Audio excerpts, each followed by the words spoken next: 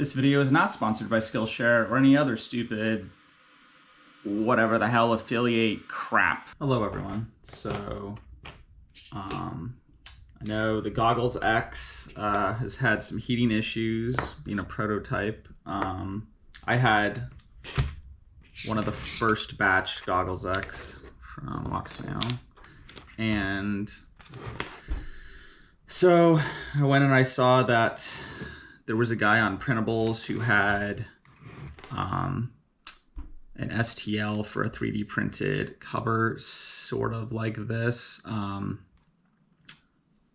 put it in the comments. However, long story short, I think the guy just had a 3D scanner, scanned it kind of poorly. Basically, I wasn't happy with it. Didn't fit very well. The hooks were terrible. And I ended up opening up my Fusion 360 and spending the last 2 weekends remodeling it. There's a bunch of prototypes. I think I've printed like 6 of these things out at this point. But anyways, long story short, I changed the cover to have vents on both sides for air outtake. Then also the top cover here. Let's see if I have the stock one. Oh yeah, here we go. So here's the stock. Here's the stock one. So the stock one is covered on the top. You have one vent side over here. This one is half blocked off for some reason. So here's the difference side by side. Anyways, so basically I increased the airflow. And this mounting here is for a 40 millimeter fan. I just used a Noctua 40 by 10 5-volt version. I don't know, it's this model. It's the non-pwm version, since you don't need to control the speed.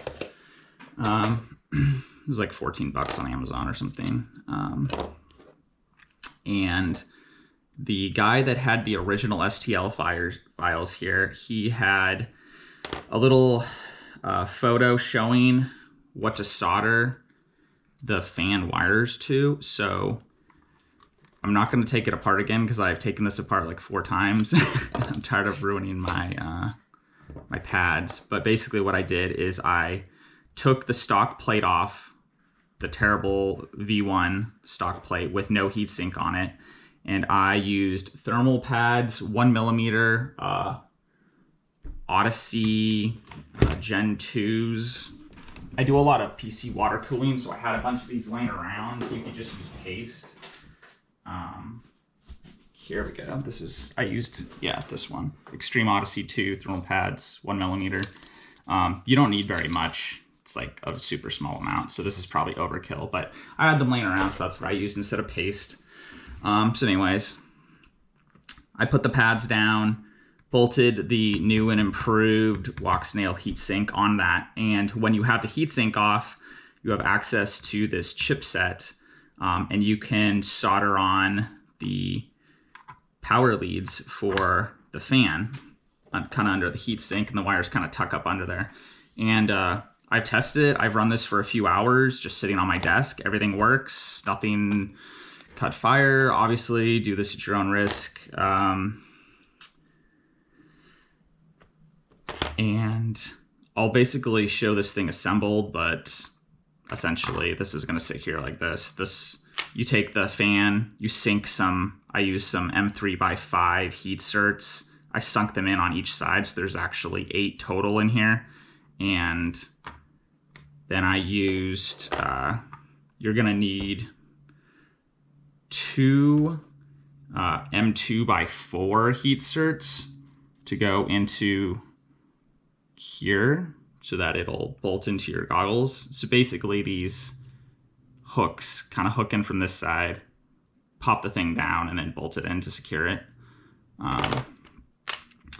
But I haven't done any cooling tests, but I will tell you that night and day difference, just like putting my hand over the top or feeling the heatsink. it like basically never gets hot even after running for over an hour. So I think the difference is huge. So I think if you can stand the fan noise, since this little fan is going to be spinning at its max RPM, so maybe you could find a slower speed 40 millimeter fan out there if you are bothered by the noise, but this is a pretty solid upgrade, I think. There's really no downside here as long as you're willing to get your hands dirty. So I will put the model link. So I will say you need to be really careful when you put these hooks in here. As you'll see, I broke this one off. Don't get too attached to these top covers because you're probably gonna have to make 2 or 3, I imagine. I don't know how good the tolerances are on these.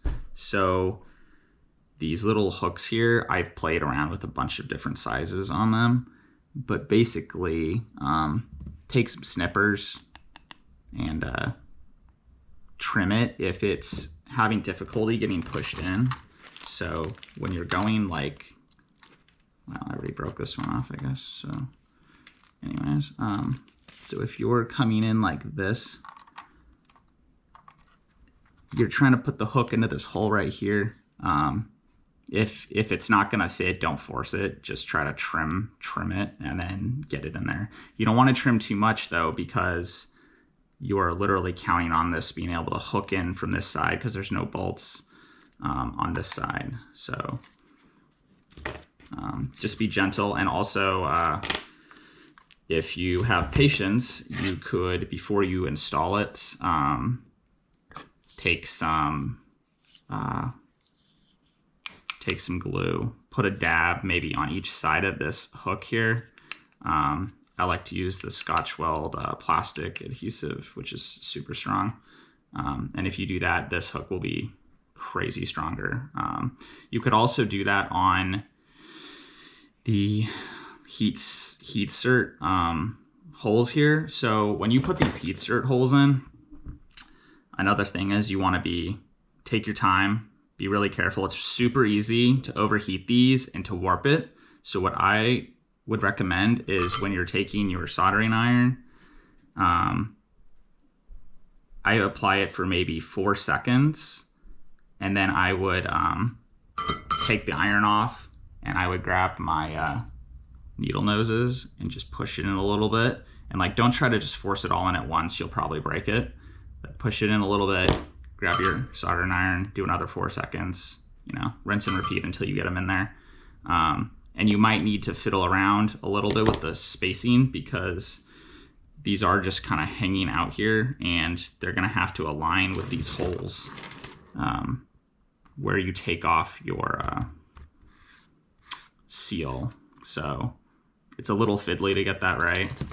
So again, you might have to do this a few times. If you're in a rush, you're gonna break it. So just take your time and yeah, don't get too attached. I would say you're probably gonna want a few sets of heat certs of the M2s at least, because you might have to do this a few times. I don't know, maybe you could cut them out and reuse them. I don't bother, but good luck. So to install this, you're gonna wanna put in some, I'm using M3 by, I think they're 6s. And, oops, wrong bolt. I'm using some M3 by 6s into the heat certs to snug up the fan to the cover here. So I did take off the sensor, temperature sensor for heat sink, just like paste it onto the middle here. So obviously with the fan there, kind of hard to position it. It was too big to put on the sides where the vents are as well. So I ended up just ditching it. And I was hoping there was going to be no like firmware thing that would come back to bite me with that. But from my bench testing, that seems to be totally fine. But basically, bolt him in, run these wires kind of around the heat sink. You don't want to pinch them, so be careful. Then if we flip this around, I'll show you the hooking. So get these hooks in here. You want to make sure this wire here, if you pull out your LED thing, that you don't pinch it. Okay, so clips are in, back 2 bolts are in, fans bolted down. A few things to note. The front bolts can hit your heat sink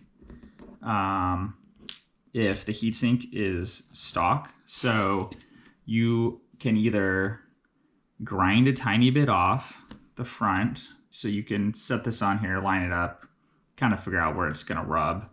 It's super small. I mean, we're talking like 0.5 millimeter worth of rubbing or something. So you can just like grind that off or whatever you want to do.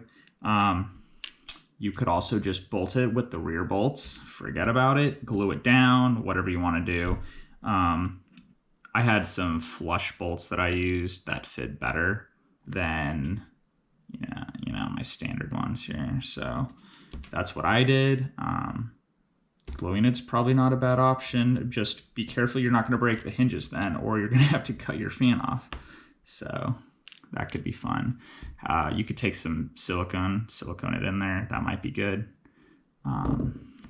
Anyways, then once you're here, I had put heat certs on the top already. Now, there's a few ways you could do this. If I was going to do this over, I would probably put my M3 heat certs here on the top and actually have them stick slightly above the lip surface of this fan, because once you put the protector on, there's actually a gap here. It's pretty small. It's about 1 mil between the top of my heat cert and the top here. So obviously when I crank the bolt down, it's gonna push it down a little bit and bow it. Not that that really matters. So one of the designs changes that I did over the model that I found in Remixed was this top plate was super weak, and I actually, I think, tripled the thickness. So this thing's pretty beefy. Okay, so put my bolts on. I just ended up going to my bolt of shame box. Yes, you all have one. I know every single person watching this has one of these boxes. And I put in some M3 little nylon nut things just because these bushings would work, but they're kind of finicky because they just fall out. So that was cool. Pop that on top. Final product. Honestly, for 3D printed, that looks almost like it came from the factory, minus, the giant bulge out of your head. So now you can weird out your family and friends even more than normal with your stupid goggles that they don't understand. Not that it matters, but I used Prusa Mint PTG Galaxy Black because I think it looks pretty cool with one of those PEO plates with the carbon fiber triangle weave. So kind of a cool effect there. But I like this filament because it really hides the layer lines really good with the sparkle. So it's really good if you want to add on to factory plastic without having it be so obvious that this is a custom job. So I'm pretty happy with that. I think it'll go pretty good for you guys. And yeah, check out the shop.